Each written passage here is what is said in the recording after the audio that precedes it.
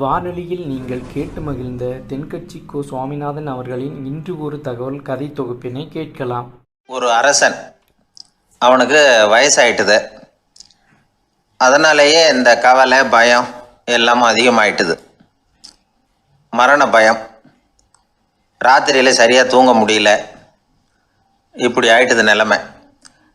அந்த அரசன் ஏற்கனவே எப்படின்னா போர்க்களங்களில் எத்தனையோ பேரை ஓட ஓட விரட்டி இருக்கிறான். இருந்தாலும் இப்போ அந்த துணிச்சல்லாம் எங்கேயோ போயிட்டுது. பேசாமல் படுத்துருக்குறான். அப்படியே படுத்தாலும் தான் தூக்கம் வர மாட்டேங்குது. என்ன பண்ணலாம்னு யோசித்தான் இந்த மன்னன். உடனே எல்லா அமைச்சர்களையும் கூப்பிட்டான். எனக்கு நிம்மதி இல்லை, எதை நினச்சாலும் பயமாக இருக்குது, எனக்கு ஒரு ஆலோசனை சொல்லுங்க அப்படின்னா. என்ன ஆலோசனை வேணும் அப்படின்னு சொல்லி கேட்டாங்க.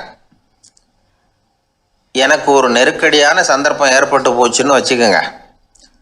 அந்த நேரத்தில் நீங்கள் யாருமே என் பக்கத்தில் இல்லை ஆலோசனை சொல்கிறதுக்கு அப்படின்னா, அந்த சமயத்தில் எனக்கு உபயோகப்படுற மாதிரி ஒரு வாசகம், பொன்மொழி ஏதாவது சொல்லுங்கள். அதை நான் என்னுடைய வைர மோதிரத்துக்கு அடியில் பதிச்சு வச்சுக்கிறேன் அப்படின்னார். தேவைப்படுறப்போ உதவும் அப்படிங்கிறதுனால.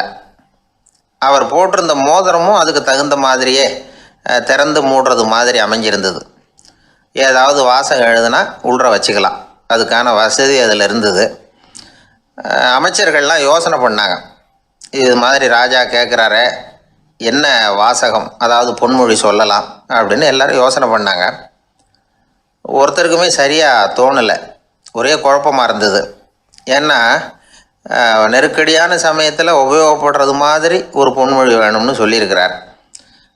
அப்படி இப்படி யோசித்து பார்த்தா ஒன்றுமே தோணலை. எல்லாரும் குழம்பிக்கிட்டு இருந்த நேரத்தில் ஒரு பெரியவர் அந்த பக்கமாக வந்தார்.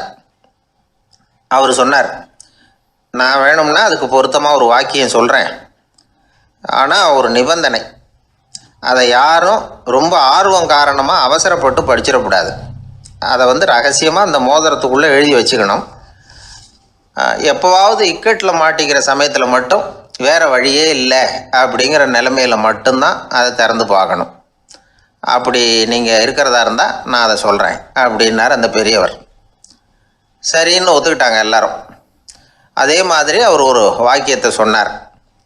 அவர் சொன்ன வாக்கியத்தை ரகசியமாக மோதிரத்துக்குள்ளே பதிச்சு மூடியாச்சு. ராஜா அதை விரலில் மாட்டிக்கிட்டார். கொஞ்ச நாள் ஆச்சு.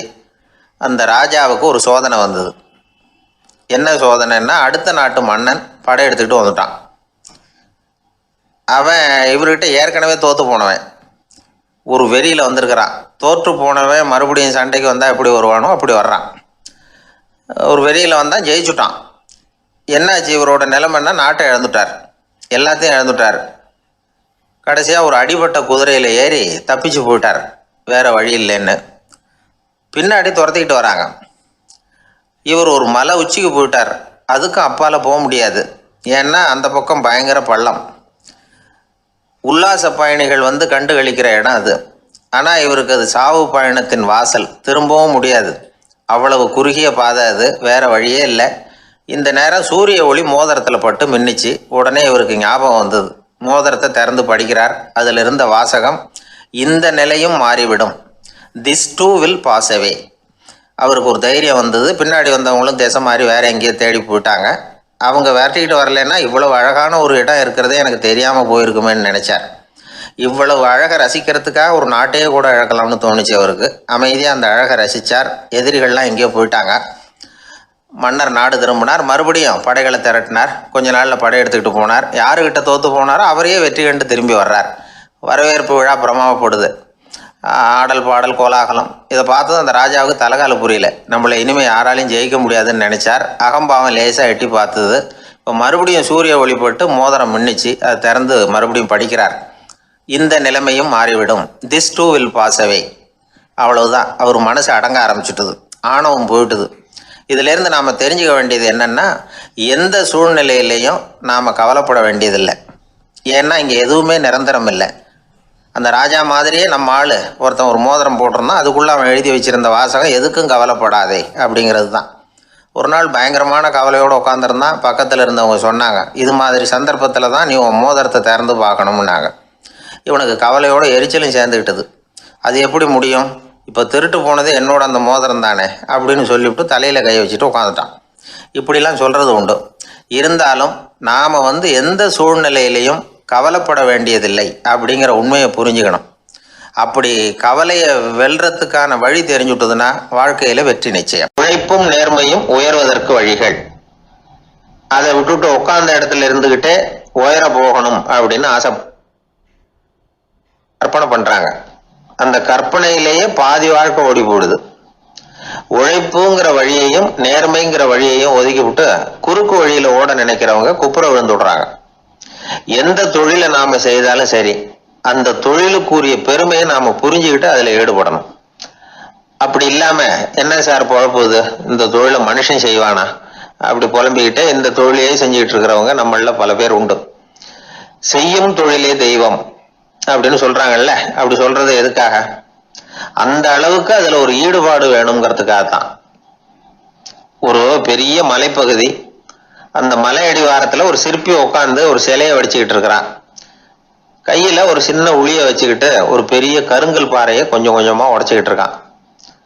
ஒரு சிற்பத்தை வடிக்கிறதுங்கிறது அவ்வளவு உன்னதமான ஒரு தொழிலா? எல்லாராலையும் முடியுமா அது? அப்படி இருந்தும் அந்த சிற்பிக்கு மன நிறைவில்லை. அவன் நினைக்கிறான், இந்த கடுமையான வெயில்ல உட்கார்ந்து வேலை செய்யறது எவ்வளவு கஷ்டம். நாம ஒரு சிற்பியா இருக்கிறதுனால தானே சூரியன் கடுமையான வெப்ப கதிர்களை நம்ம மேல வீசுறான்.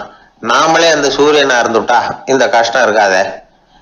நம்மளை கஷ்டப்படுத்துறவன் நம்மளை விட வலிமை உள்ளவன், அதனால நாம அவனா மாறி விடுறதுதான் நல்லது அப்படின்னு அந்த சிற்பி யோசனை பண்ணான். அவன் எண்ணம் உடனே நிறைவேறிட்டுது. இயற்கைங்கிற மாபெரும் சக்தி அவனை ஒரு சூரியனா மாத்தி விட்டது. சிற்பி இப்போ ஒரு சூரியனா மாறினான். இனிமே இந்த உலகத்துல நம்மளை விட வலிமை உள்ளவன் வேற யாரும் கிடையாது அப்படின்னு நினைக்க ஆரம்பிச்சுட்டான். அவனுக்கு மகிழ்ச்சியா இருந்தது. அந்த மகிழ்ச்சி அதிக நேரம் நீடிக்கல. ஏன்னா கொஞ்ச நேரத்துல ஆகாயத்துல கரிய மழை மேகங்கள் அப்படியே சூழ்ந்து வந்தது. சூழ்ந்து வந்த மேகங்கள் சூரியனை மறைக்க ஆரம்பிச்சது. இப்போ சூரியனா இருந்த அந்த சிற்பி நினைச்சு பாக்குறான், என்ன இது, என்னையே இந்த மேகம் மூடி மறைக்குதுன்னா அது என்னை விட பெரிய ஆளா தான் இருக்கணும். அதனால இனிமே நாம சூரியனா இருக்கக்கூடாது, நாம மேகமா தான் இருக்கணும், அதுதான் கௌரவம் அப்படின்னு நினைக்க ஆரம்பிச்சிட்டான். இப்பவும் பாருங்க, இயற்கை அவனுடைய ஆசையை நிறைவேற்றி வச்சது. சூரியனா இருந்த சிற்பி மேகமா மாறினான். வான வீதியில அப்படியே உல்லாசமா வர ஆரம்பிச்சான். அந்த உல்லாசமும் அதிக நேரம் நீடிக்கல. எதிரில் பார்த்தா பிரம்மாண்டமான மலைகள் வழியை அடைச்சிட்டு நிக்குது. வேகமா வந்த மேகம் மலையில மோதிக்கிட்டுது. அந்த மலையை தாண்டி அப்பால செல்ல முடியல. இப்போ அந்த மேகம் நினைக்குது, நாம எந்த தடையும் இல்லாம அந்த இடத்துல மிதந்து வர்றோம், நம்மையே போக விடாம தடுக்குதுன்னா அந்த மலைக்கு எப்பேற்பட்ட வலிமை இருக்கணும். இனிமேலும் நாம மேகமா இருந்து பிரயோஜனம் இல்லை, இருந்தா மலையா இருக்கணும், அதுதான் பெருமை அப்படின்னு நினைக்க ஆரம்பிச்சான். இப்பவும் பாருங்க, இயற்கை அவனுடைய ஆசையை நிறைவேற்றி வச்சது. மேகமா இருந்த சிற்பி மலையா மாறினான். பெரிய மலை பூமிக்கும் வானத்துக்குமா நின்றுகிட்டு இருக்கு. இனிமே நமக்கு எந்த கவலை இல்லை அப்படின்னு நினைச்சது அந்த மலை. இப்படி நினைச்சுக்கிட்டு இருந்த வேளையில அந்த மலையோட காலடியில அடிவாரத்துல ஏதோ சத்தம் கேட்டுது. என்ன சத்தம் இது அப்படின்னு சொல்லி அந்த மலை மெதுவா குனிஞ்சு பார்த்துதான். பார்த்தா அங்க ஒரு மனுஷன் தன்னுடைய கையில உளிய வச்சுக்கிட்டு மலையை கொத்திக்கிட்டு இருக்கிறான். ஏதோ ஒரு சிற்பத்தை வடிக்கிறதுக்காக அவன் முயற்சி பண்ணிட்டு இருக்கிறான். இப்போ அந்த மலை நினைச்சுதான், மலையே ஒருத்தன் உடைக்கிறான்னா அவன் எப்பேற்பட்ட வலிமை உள்ளவனா இருக்கணும். இனிமேலும் மலையா இருந்து பிரயோஜனம் இல்லை, மனுஷனா மாறணும், அதுதான் சரி அப்படின்னு நினைச்சுதான். அந்த வினாடியே அந்த மலை ஒரு மனுஷனா மாறிச்சு. அவன் கையில ஒரு உளி, பழையபடியே ஒரு கருங்கல் பாறையை கொத்த ஆரம்பிச்சான். அந்த ஆள் பழைய நிலைமைக்கு வந்துட்டான். இந்த கதையிலிருந்து நாம தெரிஞ்சுக்க வேண்டியது என்னன்னா, தன்னுடைய உண்மையான பலம் என்னங்கிறது தெரியாமலே தாவி தாவி தடுமாறிக்கிட்டு இருக்கிறான் மனுஷன் அப்படிங்கிறது தான். இனிமேலாவது அதை புரிஞ்சுக்கணும். புரிஞ்சுக்கிட்டு புறப்படணும் வாழ்க்கையில வெற்றி பெறறதுக்கு. ஒரு குடும்ப தலைவருக்கு விபரீதமா ஒரு ஆசை வந்துதான். அதாவது ஒரு நாள் பூராவும் புடவை கட்டிக்கிட்டு மனைவி செய்கிற வீட்டு வேலைகள், சமையல் வேலைகள் எல்லாத்தையும் தானே செய்யணும். மனைவிக்கு ஆண் வேஷம் போட்டு ஆபீஸுக்கு அனுப்பி வச்சுடணும் அப்படின்னு ஆசைப்பட்டான். இதுதான் அந்த ஆசை. அதே மாதிரி செஞ்சான். பெண் வேஷத்துல சமையல் பண்ணிட்டு இருந்தான். இருட்டி விட்டுது. இந்த சமயத்துல வாசல் கதவு தட்டப்படுற சத்தம் கேட்டுது. ஓடி போய் திறந்தான். பக்கத்து வீட்டு அம்மா கிடுகிடுன்னு உள்ள வந்துட்டாங்க, காப்பி பொடியோ ஏதோ வாங்கறதுக்கு. இவன் பயந்து போய், கமலாம்மா, நான் சுசீலா இல்ல, சுசீலாவோட புருஷன், பெண் வேஷத்துல இருக்கிறேன், சும்மா ஒரு சேஞ்சுக்காக அப்படின்னா. உடனே அந்த அம்மா கிட்ட வந்து, பயப்படாத, நானும் கமலா இல்ல, கமலாவோட புருஷன், இதுவும் சும்மா ஒரு சேஞ்சுக்காகத்தான் அப்படின்னானா. இப்படி வாழ்க்கைய விபரீதமா நினைச்சுக்கிட்டு வேற வேற கற்பனைகள்ல வீணாக்கிக்கிட்டு இருக்கிறவங்க தான் ரொம்ப அதிகம். நாம அதுவா மாறணும்னு நினைக்கிறது தப்பு, நாம இருக்கணும் அப்படின்னு நினைக்கிறது தான் உண்மை, அதுதான் சரி. அந்த சிற்பி என்னென்னோ கற்பனை பண்ணி கடைசியில மறுபடியும் சிற்பியாகவே வந்து சேர்ந்தான் பாருங்க. அதனால நம்முடைய உண்மையான பலம் என்ன அப்படிங்கிறத தெரிஞ்சுக்கிட்டு நடந்துகிட்டோம்னா வாழ்க்கையில எப்பொழுதும் வெற்றி நிச்சயம். ஒரு தடவை நாரதர் ஒரு தெரு வழியாக போய்கிட்டு இருந்தார். வழியில் ஒருத்தர் வேத சாஸ்திரம்லாம் படிச்சுக்கிட்டு உட்காந்துருந்தார். அவர் நாரதரை பார்த்து, எங்கே போயிட்டு இருக்கிறீங்கன்னு கேட்டார். கடவுளை பார்த்துட்டு வரலாம்னு போயிட்டுருக்கிறேன் அப்படின்னார் நாரதர். அப்படின்னா அவர்கிட்ட, எனக்கு எப்போ முக்தி கிடைக்கும்னு கேட்டுட்டு வாங்களேன் அப்படின்னார் இவர். சரி, கேட்டு வரேன் அப்படின்னு சொல்லிவிட்டு நாரதர் நடந்தார். கொஞ்சம் தூரத்தில் ஒரு மரத்தடியில் ஒரு தொழிலாளி செருப்பு தைச்சிக்கிட்டு உட்காந்துருந்தார். அந்த ஆளும் அதே மாதிரி கேட்டுக்கிட்டார், எனக்கு எப்போ முக்தி கிடைக்கும்னு கடவுள்கிட்ட கேட்டுக்கிட்டு வாங்களேன்னார். அவர்கிட்டையும் சரின்னு சொல்லிவிட்டு நாரதர் நேராக வைகுண்டத்துக்கு வந்து சேர்ந்தார். கடவுளை பார்த்தார்.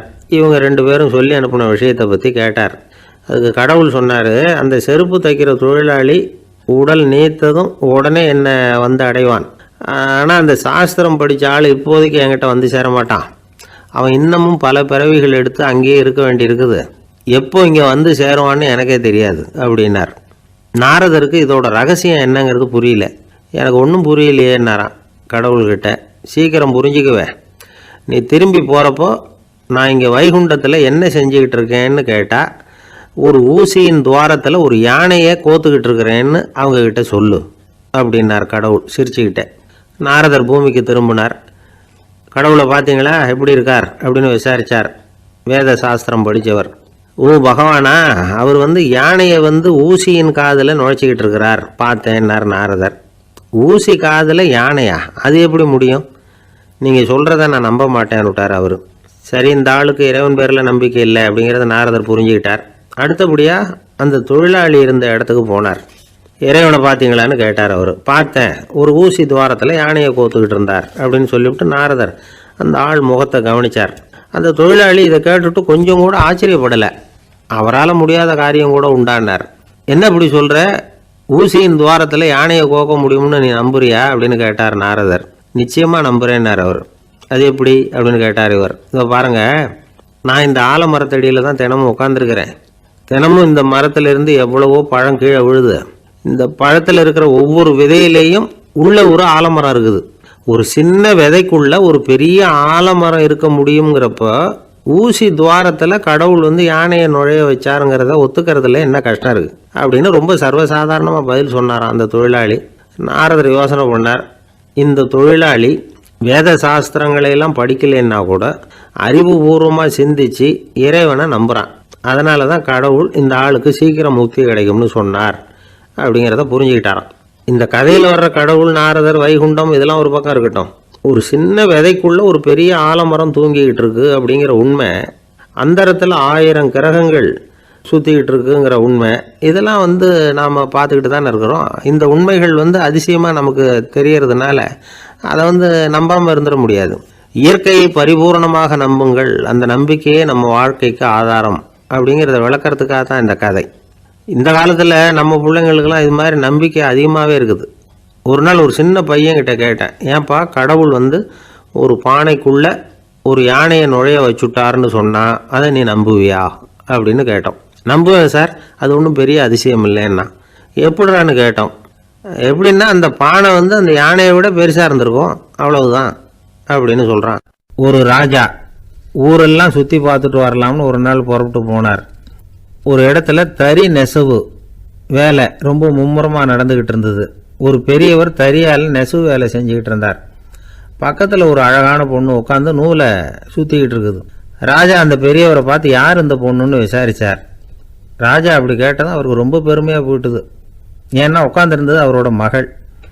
அரசே, இது என்னுடைய மகள், இவ வேகமாக நூல் தெரிக்கக்கூடியவள், வைக்கோல் எடுத்து இவ திரிச்சா கூட அது எல்லாம் பவுனிழையாக வெளியில் வரும் அப்படின்னு ஒரு ராசி இவளுக்கு அப்படின்னு ரொம்ப பெருமையாக ராஜா கிட்ட சொன்னார். ராஜா இதை கேட்டதும் அசந்துட்டார். அப்படியா, இவ்வளவு அழகும் சாமர்த்தியமும் உள்ள இந்த பொண்ணு என்னோட வரட்டுமே, இவளை என் மருமகளை ஆக்கிக்கிறேன் அப்படின்னார் ராஜா. அந்த பெரியவருக்கு ஒன்றும் புரியல. ஏதோ கொஞ்சம் பெருமையாக சொல்ல போக அது இப்படி ஆயிட்டுதே அப்படின்னு கவலைப்பட்டார். இருந்தாலும் ராஜா பேச்ச தட்ட முடியுமா, மகளை அனுப்பி வச்சுட்டார். ராஜா அந்த பொண்ணை அரண்மனைக்கு அழைச்சிட்டு வந்தார். அங்கே ஒரு அறையில் வச்சு பூட்டி விட்டார். அந்த ரூமு நிறைய வைக்கோலை கொண்டாந்து போட்டு அடைச்சாங்க. 3 ராட்டைகள் வேற வச்சுருந்தாங்க. நாளைக்கு பொழுது விடியறதுக்குள்ளே நீ இந்த வைக்கோலையெல்லாம் தங்க இழைகளாக மாற்றி காட்டணும். நாளைக்கு காலம்பரம் வந்து நான் இந்த அறை கதவை திறப்பேன். உன் தகப்பன் சொன்னது மாதிரி எல்லாம் தங்கமாக மாறி இருக்கணும், இல்லைன்னா நீ உயிர் தப்ப முடியாது அப்படின்னு உத்தரவு போட்டார். பாவம் அந்த பொண்ணு என்ன பண்ணும், பகல் பூரா அழுதுகிட்டே உட்காந்துருக்குது. ராத்திரி பூராவும் தூக்கம் வரல. மறுநாள் அதிகாலை நேரத்தில் யாரோ கதவை தட்டுற சத்தம் கேட்டுது. பயந்துக்கிட்டே கதவை திறக்கிறா. திறந்து பார்த்தா வெளியில் 3 அவலட்சணமான பெண்கள். ஒருத்திக்கு வந்து கால் அகலமாக முறை மாதிரி இருக்குது, இன்னொருத்திக்கு கட்டை விரல் கரண்டி மாதிரி பெருசாக இருக்குது, 3ஆவது பொண்ணுக்கு உதடு தடித்து ரப்பர் மாதிரி தொங்கிக்கிட்டு இருக்கு. யார் நீங்கள், உங்களுக்கு என்ன வேணும் அப்படின்னு கேட்குது இந்த பொண்ணு. நாங்கள் உங்களுக்கு உதவி செய்கிறதுக்கு தான் வந்திருக்கிறோம் அப்படின்னு சொல்லி உள்ளே வந்தாங்க, உட்காந்தாங்க. கொஞ்ச நேரத்துக்குள்ளே உள்ளே இருந்த வைக்கோலையெல்லாம் தங்க இழைகளாக மாற்றி கொடுத்துட்டு போயிட்டாங்க. காலையில் ராஜா வந்தார், பார்த்தார். ஆகா பேஷுனார். இன்னும் கொஞ்சம் வைக்கோலை கொண்டாந்து அந்த ரூமில் போட சொன்னார். இந்த வைக்கோலையும் இன்றைக்கி தங்கமாக மாற்றி விடு, நாளைக்கு மறுநாள் உனக்கும் இளவரசனுக்கும் கல்யாணம்னு சொல்லிவிட்டார். இன்றைக்கி ராத்திரி அந்த 3 பொண்ணுங்களும் வந்தாங்க. வைக்கோலை பொண்ணு இழைகளாக மாற்றினாங்க, புறப்பட்டாங்க. இந்த பொண்ணு அவங்க காலில் விழுந்து வணங்கினா. என் உசுரை காப்பாற்றினீங்க, உங்களுக்கு நான் என்ன கைமாறு செய்ய போகிறேன் அப்படின்னா. பயப்படாத, நீ விரும்பினா எங்களுக்கு ஒரு உதவி செய்யலாம். உன்னுடைய கல்யாணத்துக்கு நாங்கள் 3 பேரும் வரோம். நீ எங்களை வந்து வரவேற்று ராஜாக்கிட்டையும் இளவரசர்கிட்டையும் நாங்கள் வந்து உன்னோட பெரியப்பா பொண்ணுங்கன்னு சொல்லி அறிமுகப்படுத்தி வை, நாங்கள் விருந்து சாப்பிட்டுட்டு போயிடுறோம் அப்படின்னாங்க. ரொம்பவும் சந்தோஷமாக சரின்னு ஒத்துக்கிட்டா. கல்யாண நாள் வந்தது. கல்யாணம் ரொம்ப கோலாகலமாக நடந்துக்கிட்டு இருக்கு. எல்லா தேசத்து ராஜா ராணிகளும் வந்துக்கிட்டு இருக்கிறாங்க. அந்த 3 அவலட்சணமான பொண்ணுங்களும் வந்து சேர்ந்தாங்க. யார் இவங்கன்னு கேட்டார் ராஜா. என் பெரியப்பா பொண்ணுங்க அப்படின்னா அந்த பொண்ணு. காலும் உதடும் கட்டை விரலும் ஏன் இப்படி உங்களுக்கு அவலட்சணம் ஆயிட்டுது அப்படின்னு கேட்டார்.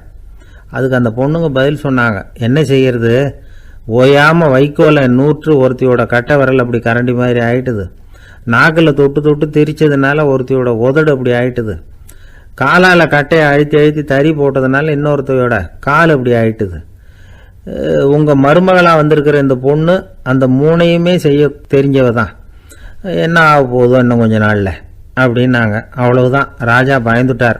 அம்மா, இன்னையிலேருந்து நீ இளவரசனின் மனைவி, நீ எப்பவும் அழகாக இருக்கணும், அதனால் நீ இனிமேல் வைக்கோலை திரிக்கவே கூடாது அப்படின்னு உத்தரவு போட்டார்.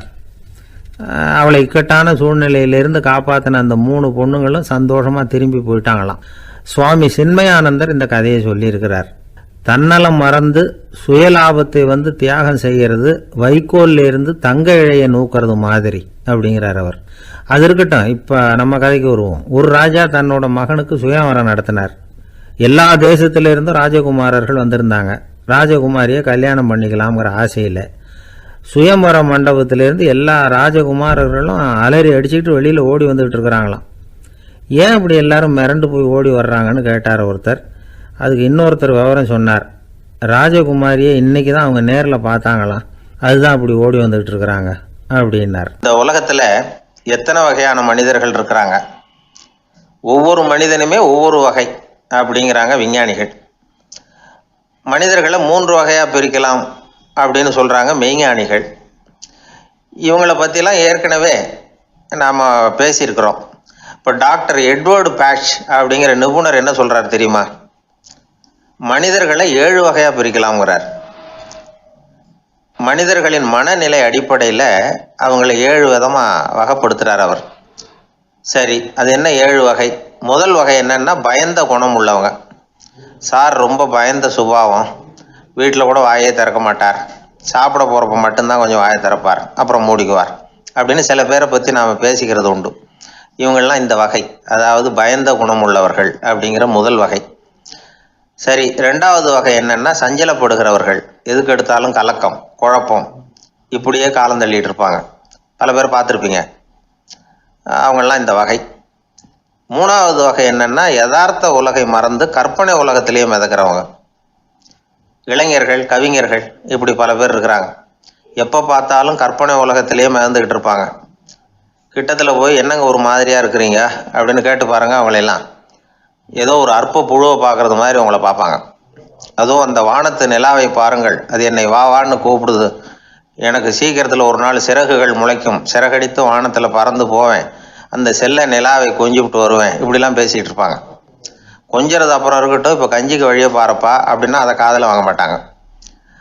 நாம் ஏதோ இந்த உலகத்தை அனுபவிக்க தெரியாதவர்கள் மாதிரி நம்மளை அவங்க கவனிப்பாங்க. இப்படி ஒரு ரகம். நாலாவது வகை மனிதர்கள் எப்படின்னா, இவங்க தனிமை உணர்வு மிக்கவர்கள். இவங்க மற்றவங்களோட இயல்பாக நெருங்கி பழகிறதில்ல.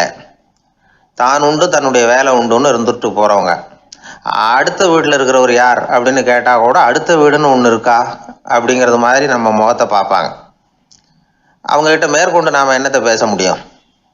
இப்படி ஒரு வகை. ஐந்தாவது வகை மனிதர்கள் எப்படின்னா, இவங்க மற்றவங்க செல்வாக்குக்கு உட்பட மறுப்பவர்கள். அடுத்தவங்களோட செல்வாக்குக்கு இவங்க ஆட்படுறதில்ல. நான் யார் தெரியுமான்னு கேட்டால் அதை தெரிஞ்சுட்டு எனக்கு என்ன ஆக போகுதும்பாங்க. இவங்கெல்லாம் அந்த ரகம்.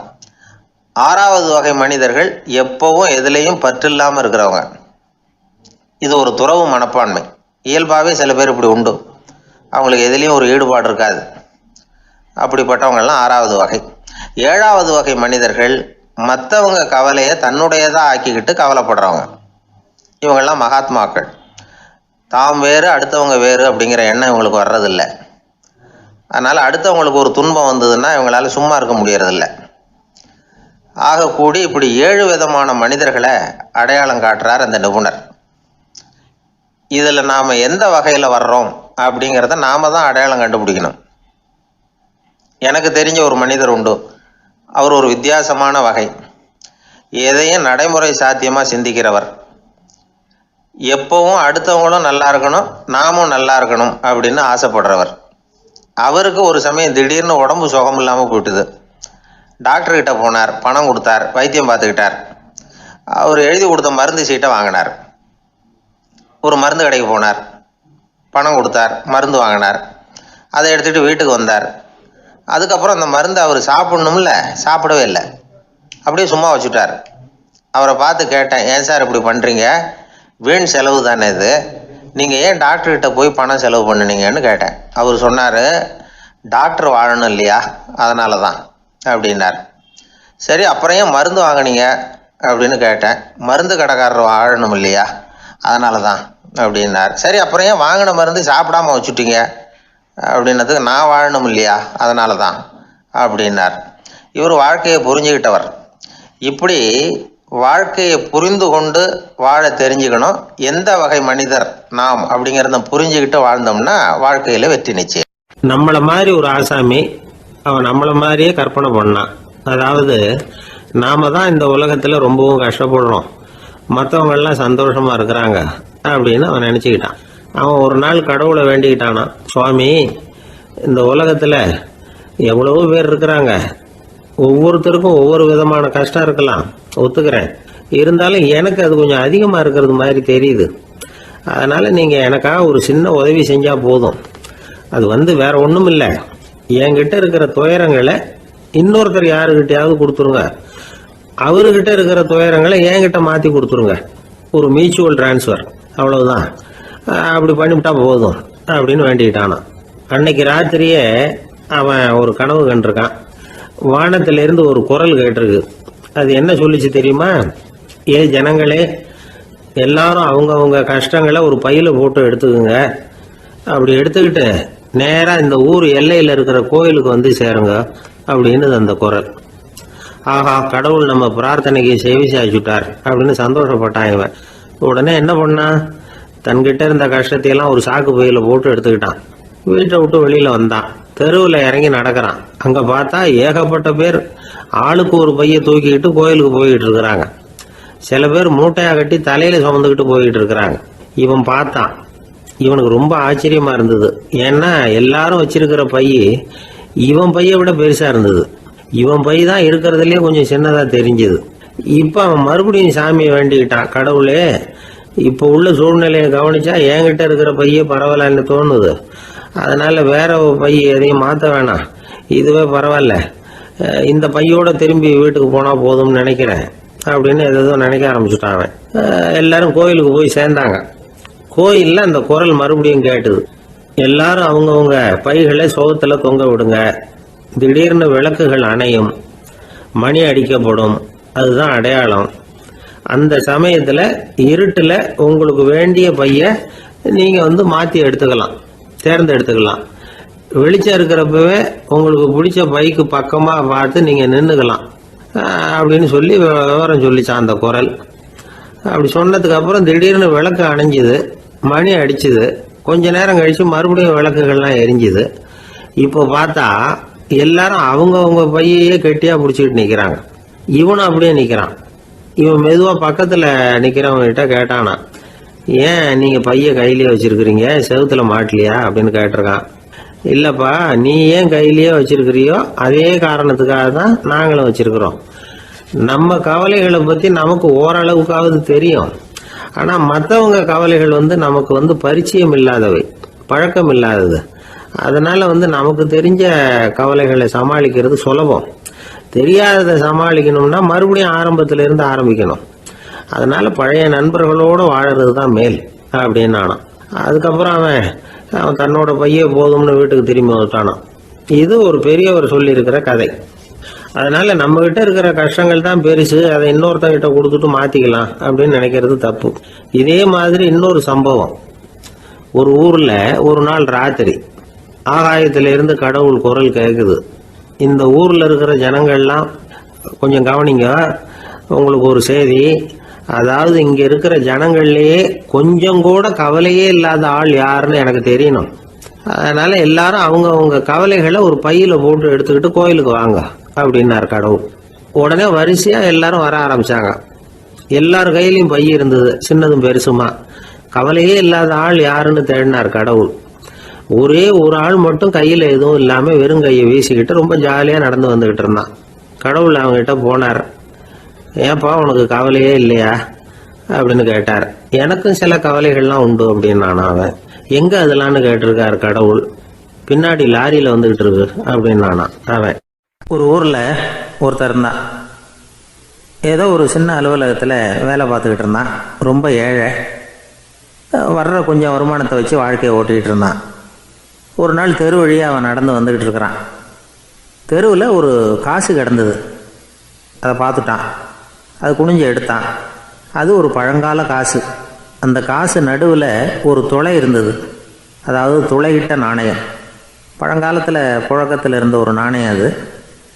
துளையிட்ட நாணயம் கிடச்சிதுன்னா ரொம்ப நல்லது, அது அதிர்ஷ்டம் அப்படின்னு ஒரு நம்பிக்கை உண்டு. இவன் கையில் அது கிடைச்சதும் ரொம்ப சந்தோஷப்பட்டான். இனிமேல் என்னுடைய கஷ்டம்லாம் தீரப்போகுது, அதிர்ஷ்டம் என்னை தேடி வரும், நான் பணக்காரன் ஆகிடுவேன் அப்படின்னு சொல்லிட்டு அந்த காசை தன்னுடைய கோட்டு பையில் பத்திரமா போட்டு வச்சுக்கிட்டான். அடிக்கடி அதை தொட்டு பார்த்துக்கிறது உண்டு, வெளியில் எடுக்க மாட்டான்.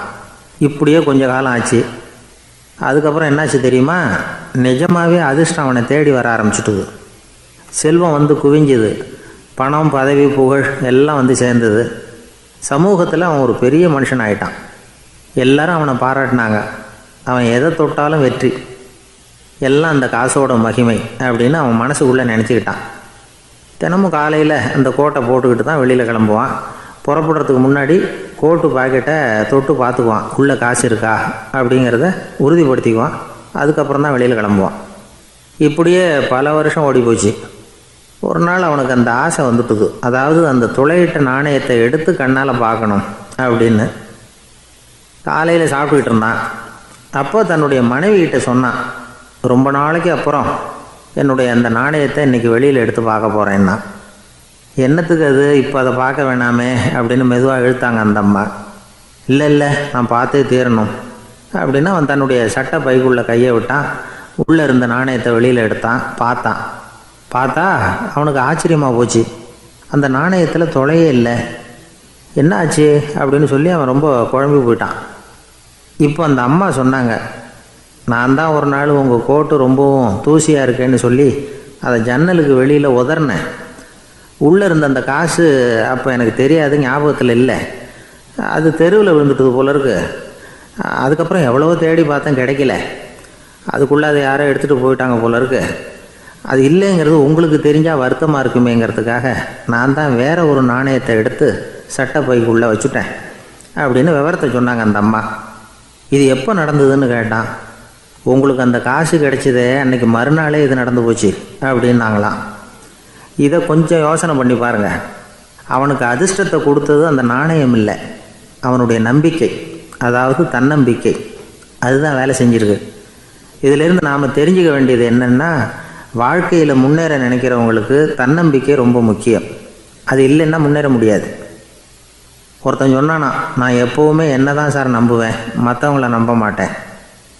நேற்றுக்கு பாருங்கள், திடீர்னு 10 பேர் என்னை அடிக்க வந்துட்டாங்க, நான் ஒருத்தனாகவே அதை சமாளித்தேன் அப்படின்றான் ரொம்ப பெருமையாக. அது எப்படின்னு கேட்டாங்களாம். ஒரே ஓட்டமாக அங்கேருந்து ஓடி வந்துட்டேன் அப்படின்னு நானா. ஒரு ஊரில் ஒரு ஆள் இருந்தான். நிறைய பணம் சேர்த்தான். அவனுக்கு சம்பாதிக்க தெரியுமே தவிர செலவு பண்ண தெரியாது. மகா கஞ்சன். காசை கையில் எடுக்கவும் மாட்டான். எடுத்தால் செலவு செய்ய வேண்டியிருக்குமே. அதனால் இப்படியே அவன் காலத்தை ஓட்டி விட்டான். வயசாகிட்டுது. அவனுடைய மனைவி ஒரு நாள் கேட்டாங்க, இவ்வளவு நாளாக நீங்கள் என்னை எங்கேயுமே அழைச்சிட்டு போனதில்லை, இப்போவாவது அழைச்சிட்டு போகக்கூடாதா அப்படின்னாங்க. எங்கே போகணும் சொல்லுன்னா. காசிக்கு போகணும், கங்கையில் குளிக்கணும்னாங்க. இவன் பார்த்தான், இதுக்கு ஏன் அவ்வளோ தூரம் செலவு பண்ணிட்டு போகணும், நம்ம ஊர் ஆற்றுலேயே குளிக்கலாமே, இதுவும் புண்ணிய நதி தான், இங்கே குளித்தா அங்கே குளித்த பலன் கிடைச்சிரும் அப்படின்னா. சரின்னு 2 பேரும் ஆத்தங்கரைக்கு போனாங்க. அன்றைக்கி ஏதோ விசேஷம், நிறைய கூட்டம், நிறைய பேர் குளிச்சுக்கிட்டு இருக்கிறாங்க. கரையில் சில புரோகிதர்கள் நின்றுக்கிட்டு இருக்கிறாங்க. குளிக்கிறதுக்கு முந்தி அவங்கக்கிட்ட உட்காந்தா ஏதோ மந்திரம்லாம் சொல்லுவாங்க, கொஞ்சம் காசு கொடுக்க வேண்டியிருக்கும். அதனால் இவன் என்ன பண்ணான், ஆத்தங்கரையிலேயே கொஞ்சம் தூரம் போனான். ஊரை விட்டு தள்ளி வந்துட்டான். அங்கே யாருமே இல்லை. அப்பாடான்னு சந்தோஷப்பட்டான். குளிக்கலாம்னு புறப்பட்டான். இந்த நேரம் கடவுள் பார்த்தார், இந்த கஞ்சனுக்கு ஏதாவது புத்தி போகட்டணும் அப்படின்னு நினைச்சார். உடனே ஒரு புரோகிதர் மாதிரி உருவத்தை மாற்றிக்கிட்டு அந்த ஆள் முன்னாடி வந்து நின்னார். அவனுக்கு அதிர்ச்சி. இங்கே யாருமே இருக்க மாட்டாங்கன்னு நினச்சா இங்கேயுமே ஒரு ஆள் வந்துட்டாரு, என்ன பண்ணுறதுன்னு யோசனை பண்ணான். புரோகிதர் உருவத்தில் இருந்த கடவுள் சொன்னார், இதை பாருங்க, இன்னைக்கு விசேஷ நாள், நீராடுறதுக்கு முன்னாடி சுயகல்பம் பண்ணிக்கிறது ரொம்ப நல்லது அப்படின்னார். என்கிட்ட பணம் எதுவும் இல்லையேன்னா. பரவாயில்ல, அப்புறமா கொடுங்க, வாங்கிக்கிறேன். ஆனால் ஒன்று, எவ்வளவு கொடுப்பீங்கிறத மட்டும் இப்போவே சொல்லி கொடுங்க அப்படின்னார்.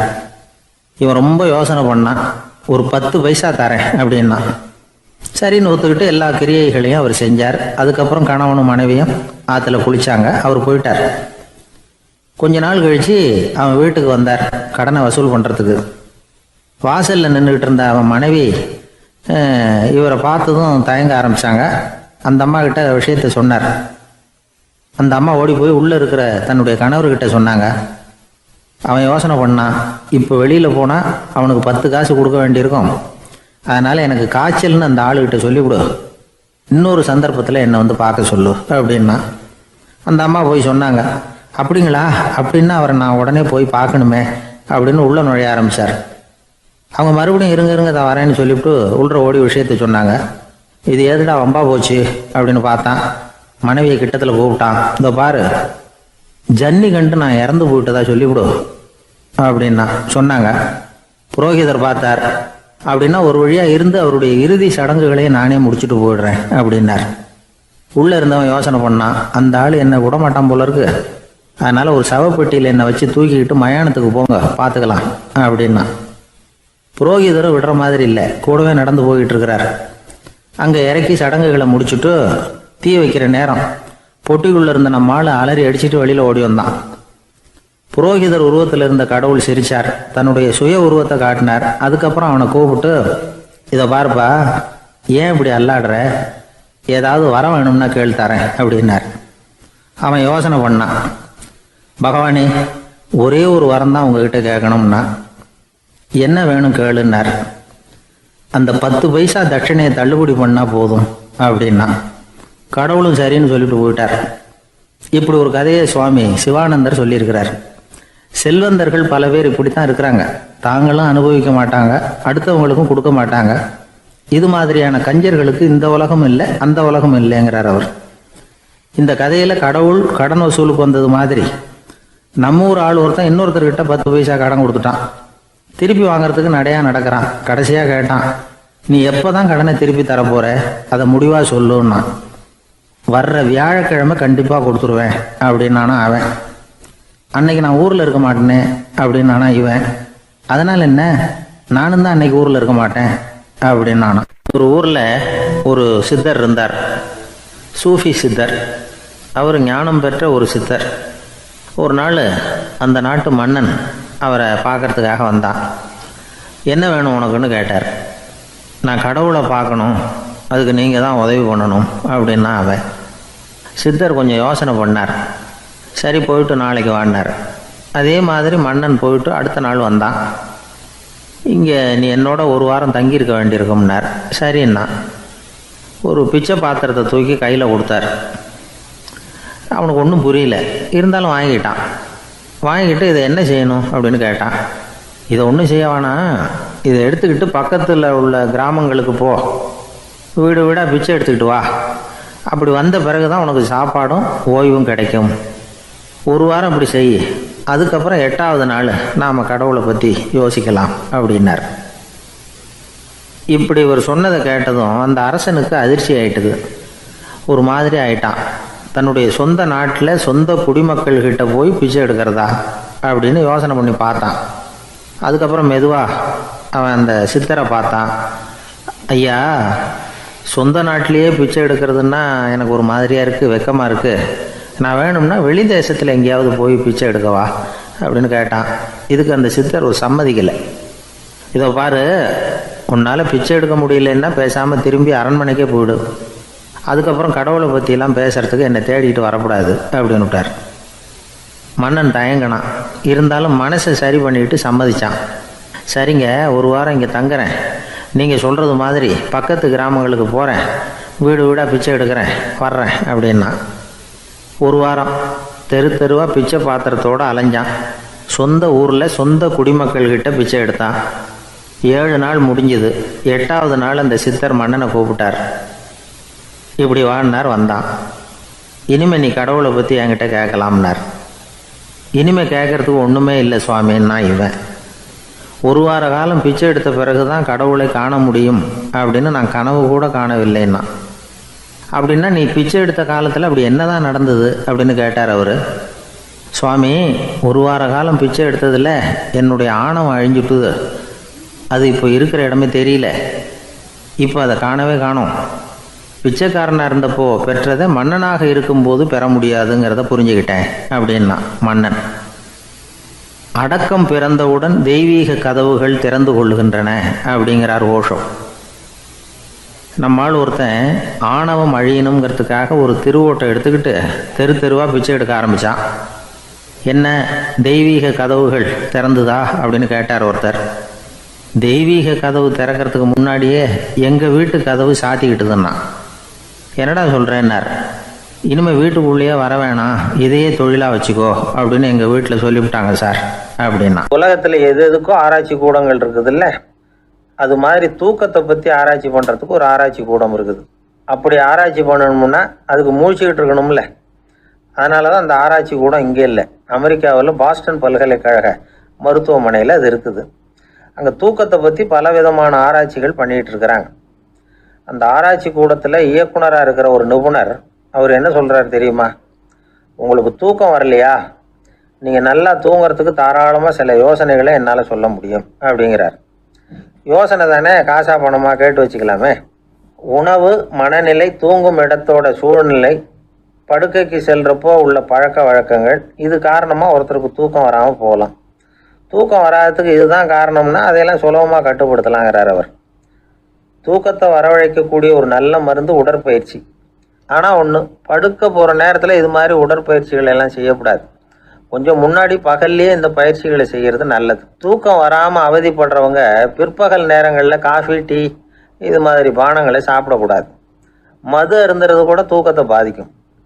வெது வெதுப்பான நீரில் குளிக்கிறது, தியானத்தில் ஈடுபடுறது, ஓய்வாக இருக்கிறது, படுக்கிறது, அதாவது படுக்கிறதுக்கு முன்னாடி ஒரு குவளை பால் சாப்பிட்றது, இதெல்லாம் தூக்கத்தை வரவழைக்கிறது ரொம்ப உதவியாக இருக்கும். இன்னொரு விஷயம் என்னென்னா, தூங்கி ஆகணுமேங்கிற கவலை வேண்டியதில்லை. அப்படி நினச்சி கவலைப்படுறதை விட்டுடணும். தூக்கம் வரலையா, உடனே படுக்கையை விட்டு எழுந்திரிக்க வேண்டியது. வெளியில் வாங்க, வேறு ஏதாவது வேலையில் ஈடுபடுங்க, கொஞ்சம் நேரம் உலாவுங்க, அல்லது ஏதாவது ஒரு புஸ்தகத்தை எடுத்து படிங்க.